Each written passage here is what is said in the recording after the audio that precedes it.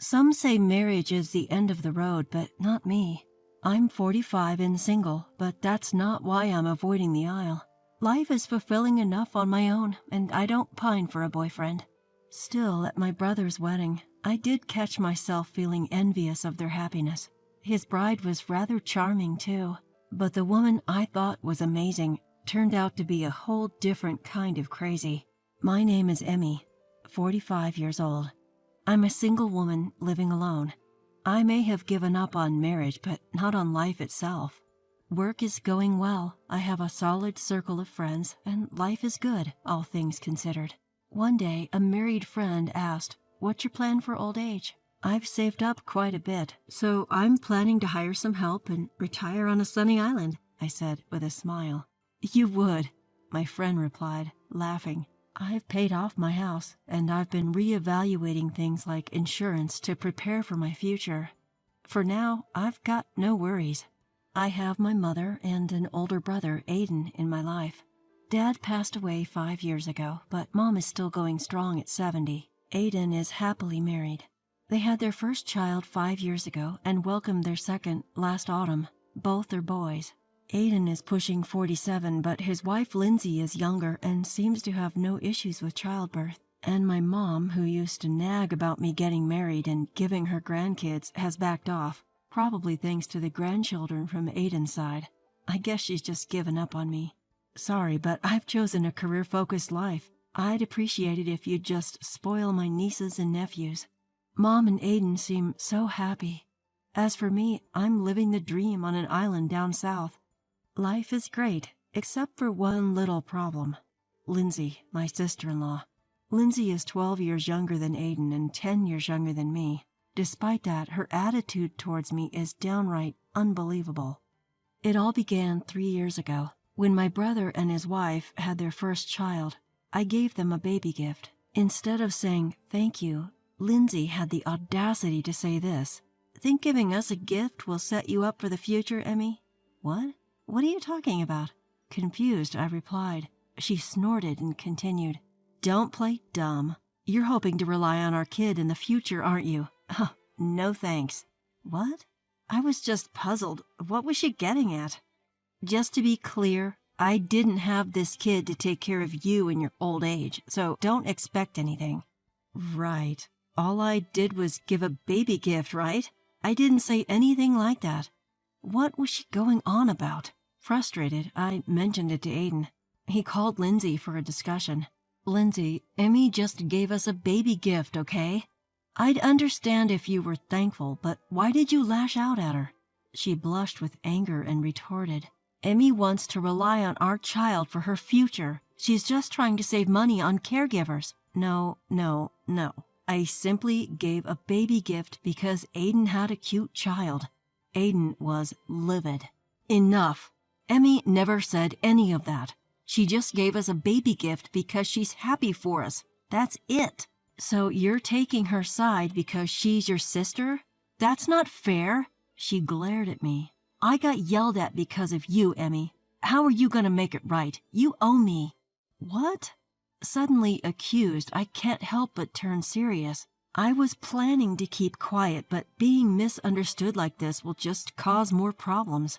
Listen, Lindsay, just like Aiden said, I only gave the baby gift to celebrate. No ulterior motives. Don't lie. I have good instincts. Whatever you think, it's not true. I'm planning to live alone in a distant place when I'm older. I'll be fine. You'll say that now, but you'll manipulate our kid to take care of you later. I've no plans to rely on my nephew. Lindsay kept ranting like a mad dog. She was beyond reasoning. I decided I wanted nothing to do with her. However, a few days later, Lindsay called to apologize. It seemed both Aiden and her parents had scolded her, and she was behaving meekly. I'm truly sorry for what happened, Emmy. Maybe it's just postpartum stress. I can't speak from experience about childbirth, but it seems that some women may view everyone around them as a threat right after giving birth. Is it some kind of innate parental defensive mechanism? They can often overreact, causing inconvenience to those around them. I told her, it's okay. You must be tired too. Just be careful from now on. and chose to forgive her on the spot. I only meet up with my brother's family during New Year's holidays or special events at our parents' house, but keeping good relations doesn't hurt. After that, I gave gifts to my nephew on his birthday and Christmas. Despite maintaining this relationship, when Lindsay had her second child last fall and I gave her another baby gift, she snapped at me again. This time she said, "Emmy, don't you think now there are two people for you to take care of? You're not considering adopting one, are you?" "What do you mean?" "Don't ever think such nonsense. Both are my precious children and I will never give them to you." "No, I wasn't thinking that. Don't think giving a gift gives you any control. I will never give my children to you," she screamed at me. This was a replay of that stressful experience and it gave me a headache. Is she bringing up that old issue again? Just like last time, she complains to me about her own delusions without any gratitude. Of course, this time Aiden mediated again. "Hey, Lindsay, you're still saying that? You already caused Emmy enough trouble last time." Lindsay glared at Aiden. "Aiden, are you planning to ruin our children's lives by letting a single woman take care of them? That's disgraceful." "Come on. Emmy would never do that. Enough. Just be quiet." I left the arguing couple and hurried home. I don't want to get caught in such trouble every time she gives birth. I decided that if they have another child, I will give the baby gift when Lindsay is not around. A few days later, just like before, Lindsay called to apologize, but I had no intention of forgiving her. "In the end, you and I are like oil and water. We will never get along. Let's never meet again. Goodbye." I said this over the phone and hung up without waiting for her response. I'm a 45-year-old single woman. I know society doesn't look kindly on that, and I do worry about my future. That's why I'm preparing now, planning to live alone without bothering my family. I never thought about relying on my nephews. No matter how much I tell this to Lindsay, she won't believe me, so I decided to cut ties with her. When I visit my hometown, I coordinate with my mother to avoid meeting my brother and Lindsay. I also stopped giving Christmas and birthday gifts to my nephews. Well, they are young and will probably forget about me soon enough. I was looking forward to seeing my nephews grow up, but the thought of them becoming more and more like Lindsay makes me not want to see them. During the New Year's holiday, while I was relaxing and watching TV, I got a call from Lindsay. Shoot, I forgot to block her number. Reluctantly, I answer the phone. "Hello?" "Oh, Emmy, long time no see. I thought you might be dead since you didn't come home for the holidays," Lindsay says, sarcastically as ever. "Happy New Year, Lindsay. I'm fine, so don't worry. Goodbye." I was really annoyed that she picked a fight right at the start of the year, so I hung up, not wanting to deal with her any longer. But as I was trying to block her number, she calls again. "You hang up on me? Really, Emmy, you're so impatient. That's probably why you're not married." None of her business. "I just want to relax and watch TV. I'm busy, so I'm hanging up," I reply, brushing her off. "Why are you being so cold? I married your brother, you know. I'm family. You should treat family with respect," she says, suddenly sounding righteous. "What are you talking about?" Ignoring me, Lindsay starts spouting nonsense. "You know what family relationships mean, right? Especially at your age. You should understand their importance." Huh? What is she even trying to say? I thought about hanging up, but I hold back, thinking she might just show up at my house. "So what do you want?" "You're my children's only aunt, Emmy. You have responsibilities." "Responsibilities? Like what?" "Seriously? I'm talking about gifts for birthdays, Christmas, and graduations. That's what family relationships are about." "Really? After telling me not to spoil them with money, now she's like this? So what you're saying is because I'm single and have some savings, I should spend it on my nephew?" "Exactly. Your money will be happier too." "I can't afford to waste money. I need to save for my future, and I don't plan on relying on your children when I'm older." "Wasting money on family isn't a waste at all." "Yes, it is." She kept talking as if she hadn't heard me. By the way, my son's birthday is coming up. He'd love the latest gaming console. I'd enjoy it too. I've told you I can't waste money. But money spent on a cute nephew isn't a waste. What's the point of saving for old age? You're likely to die alone before that. Can anyone this unreasonable really exist? Why did my brother Aiden marry her?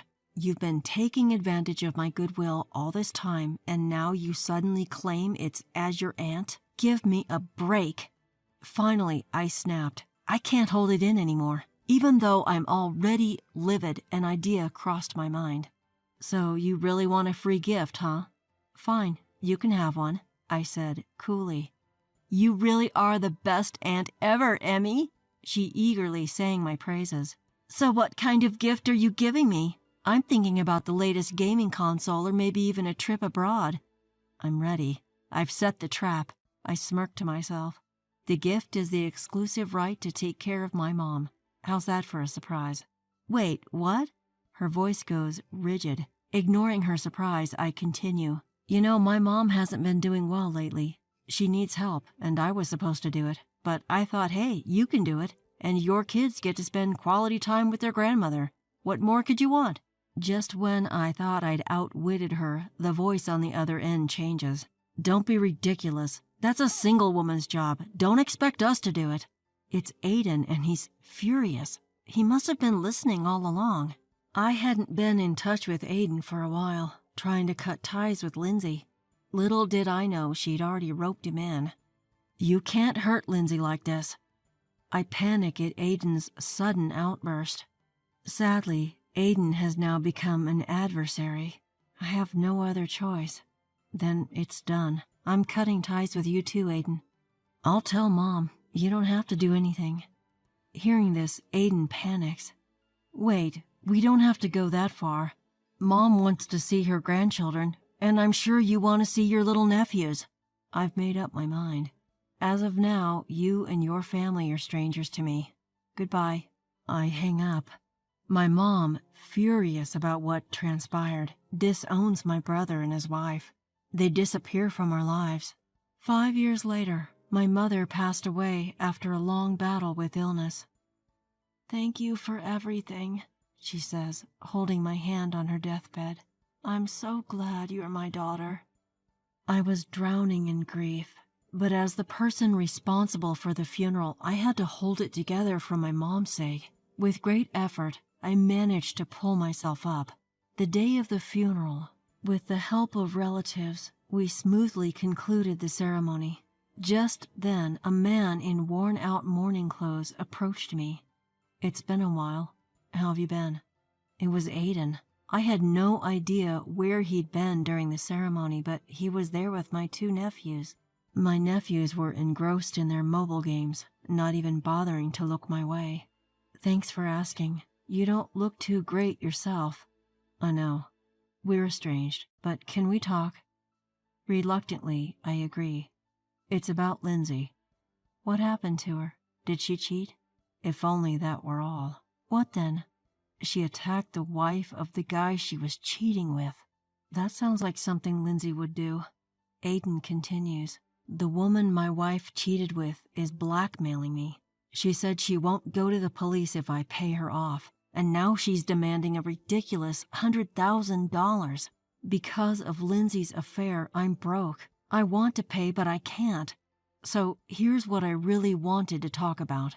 He looks up at me with a desperate gaze. Don't even think about the inheritance. What? You're only here for Mom's inheritance, aren't you? Mom always said she wouldn't leave a dime to you two, especially since you never visited her, not even during her hospital stays. That's why I've had the property and savings put in my name. The rest of the family is on board with this too. Aiden said, I'm really sorry. Just save it. Lend me $100,000. Help me out. I'm desperate. During the funeral service, with other relatives present, Aiden expressed deep remorse. Too little, too late. All because you chose to listen to Lindsay over me and our parents. It's too late, I told Aiden and left the room. I have no grudges against my playful nephews and nieces, though. 3 years have passed since then. I haven't seen my brother and his wife. I heard from a relative that Aiden blamed Lindsay for her infidelity and ran off, leaving her to deal with the kids and the damages. She's supposedly working part-time at supermarkets and grocery stores from morning to night, after leaving the kids at her parents' home. My own brother, mistreated by Lindsay, cheated on, and then abandoned. He got what was coming to him. He left me with no choice but to turn my back. As for me, I've started a peaceful life on an island down south. Just before entering my golden years, I can see a splendid palm tree right outside my condo. No complicated relationships here, only the crystal clear blue sky and the endless beautiful sea. I plan on living on my pension in this affordable country. Next year, I'm hiring a live-in helper to take care of my chores. Sometimes I do think it would be nice to have someone by my side, especially remembering the painful times, like my feud with Aiden and my mother's sad passing. Even so, I continue to savor my peaceful island life all alone, day by day.